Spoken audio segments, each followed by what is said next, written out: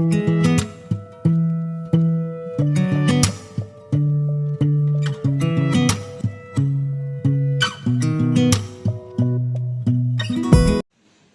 Friends, welcome to Afsana Tamil. Friends வாங்க, 3 பொருட்களை பயன்படுத்தி செட்டிநாடு சீனி பணியாரம் செம்ம டேஸ்ட்டாக செஞ்சிடலாம். அதுக்கு நான் இப்போ கருப்பு கப்பு கையில் வச்சுருக்கேன் இல்லைங்களா, சுகர் வச்சுருக்கேன் இல்லைங்களா, இந்த கப்பில் 1 கப் பச்சரிசி, 1 டேபிள் ஸ்பூன் ஜவ்வரிசியை 3-4 மணி நேரத்துக்கு ஊற வச்சு எடுத்துகிட்டு வந்திருக்கேன். எந்த கப்பில் நம்ம பச்சரிசி எடுத்தோமோ அதே கப்பில் 1/2 கப்பு சுகர் எடுத்துக்கணும், சர்க்கரை. தேங்காய் 1 கைப்பிடி தேங்காய் நான் கட் பண்ணி எடுத்திருக்கேன். துருவி இருந்தால் பெட்டராக இருக்கும், தேங்காய் துருவின தேங்காவாக இருந்தால். 5 ஏலக்காய், கொஞ்சமாக உப்பு. இப்போ ஃபஸ்ட்டு ஒரு மிக்ஸி ஜாரில் இந்த அரிசியில் இருக்க தண்ணியெல்லாம் வடிச்சிட்டு சேர்த்துக்கலாம். இதை இப்போ நான் ஃபஸ்ட்டு கொரப்பாக அரைச்சிட்டு வந்துடுறேன். தண்ணி மட்டும் அதிகம் சேர்த்துடவே கூடாதுங்க. கொரப்பாக நான் தண்ணியே சேர்க்காமல் அரைச்சிட்டு வந்துட்டேன். இப்போ இதில் தேங்காய் ஆட் பண்ணிக்கலாம். உப்பு, ஏலக்காய் ஆட் பண்ணிவிட்டு சுகரையும் ஆட் பண்ணிடலாம். இது இப்போ அகெயின் கொரப்பாக அரைச்சிட்டு வந்துடலாம்.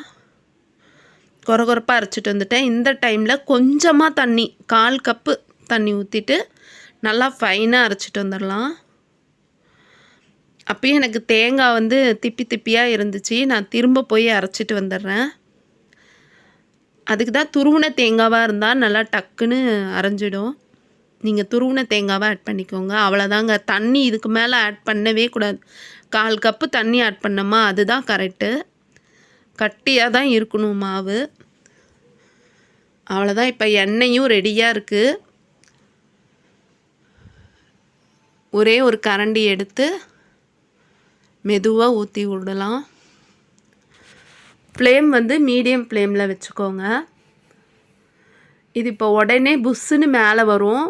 அதுக்கப்புறம் இன்னொன்று ஊற்றிக்கலாம். இது ஈஸியாக 3-4ன்னு ஒரே டைமில் சுட்டு எடுக்கலாம். பாருங்கள், இப்போ திரும்ப நான் இன்னொன்று ஊற்றிக்கிறேன். ரொம்ப சுலபமாக செஞ்சிடலாம். டேஸ்ட்டும் அவ்வளோ டேஸ்ட்டாக இருக்கும். இந்த தீபாவளிக்கு மஸ்ட்டு இந்த ரெசிபி ட்ரை பண்ணுங்கள்.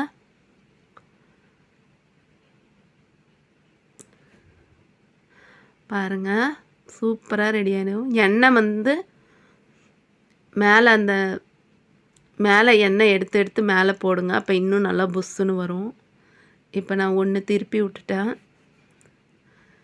இது போல் 2 பக்கமும் பொரிச்சு எடுத்துடணும். ஃப்ளேம் மீடியம் ஃப்ளேம்லேயே வச்சுக்கோங்க. சூப்பராக இருக்குங்க. பாருங்கள், நான் பொரிச்சிட்டேன். இப்போ அப்படியே எண்ணெயை வடித்து விட்டுட்டு எடுத்துடலாம். வியூவர்ஸ் யாராவது நம்ம சேனலை சப்ஸ்கிரைப் பண்ணாமல் பார்க்குறவங்களா இருந்தால் ப்ளீஸ் சப்ஸ்கிரைப் பண்ணிக்கோங்க. பாருங்கள், நான் எடுத்துட்டேன், பொரிச்சிட்டேன். 2 பக்கமும் திருப்பி போட்டு பொரிச்சு எடுத்துட்டேன். இப்போ திரும்ப நம்ம ஊற்றிக்கலாம்.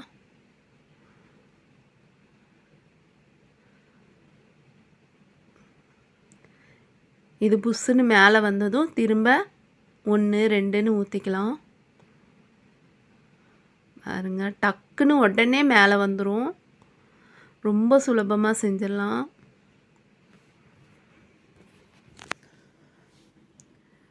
ஈஸியாக வேலை முடிஞ்சிடும். பாருங்கள், ரெடி ஆகிடுச்சு. இதையும் இப்போ நான் எண்ணெயை வடித்து விட்டுட்டு எடுத்துட்றேன்.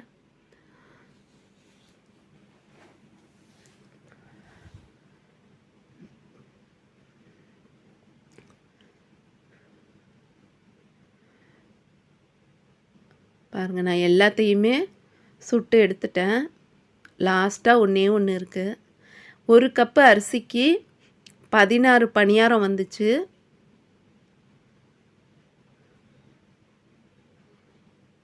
பாருங்கள், சூப்பராக நம்ம செட்டிநாடு சீனி பணியாரம் சூப்பராக ரெடி ஆயிடுச்சு.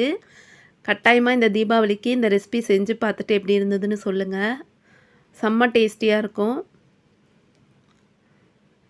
ஒன்று பிச்சு காட்டுறேன், எப்படி இருக்குன்னு பாருங்கள். செம்மையாக இருக்குது. ரெசிபி பிடிச்சிருந்தா வீடியோக்கு லைக் கொடுக்க மறந்துடாதீங்க. இது போல் இன்ட்ரெஸ்டிங் ரெசிபியோடு நான் உங்களை மீட் பண்ணுறேன். பாய்.